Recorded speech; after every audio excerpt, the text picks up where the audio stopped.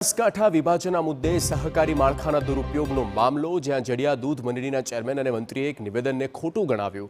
અભિપ્રાય માટે દબાણ નહીં કરવામાં આવ્યો હોવાનો દાવો કરવામાં આવ્યો. લોકોની સુવિધા માટે દૂધ મંડળીમાં ફોર્મની વ્યવસ્થા કરાઈ હોવાનું નિવેદન નોંધાયું.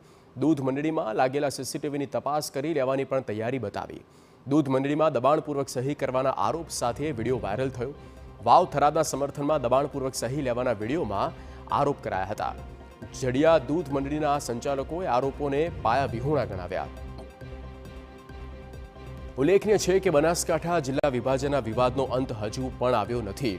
ત્યારે નાગરિકોનો મત અને વાંધાઓ જાણવા માટે જનમત અરજી મંગાવવામાં આવી, જેને લઈને જડિયા દૂધ મંડળીમાં વાવ થરાદ જિલ્લાના સમર્થનમાં દબાણપૂર્વક અરજીમાં સહી કરાવવામાં આવી હોવાના આક્ષેપ સાથે વિડીયો વાયરલ થયો.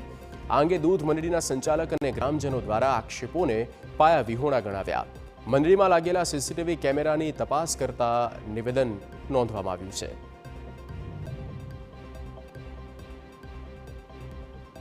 હું ચેરમેન છું. હવે આ 2 દિવસ વિડીયો હવે વાયરલ છે ને એ તદ્દન પાયાવિહોણા છે, ખોટું છે.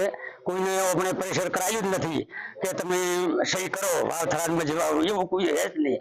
અમારા કેમેરા એ ચાલુ જ છે. કોઈને જે દેખાતો હોય તો ખોલી જોઈએ અને એ બધે અમે બદનામ કરવાનું જ કર્યું છે.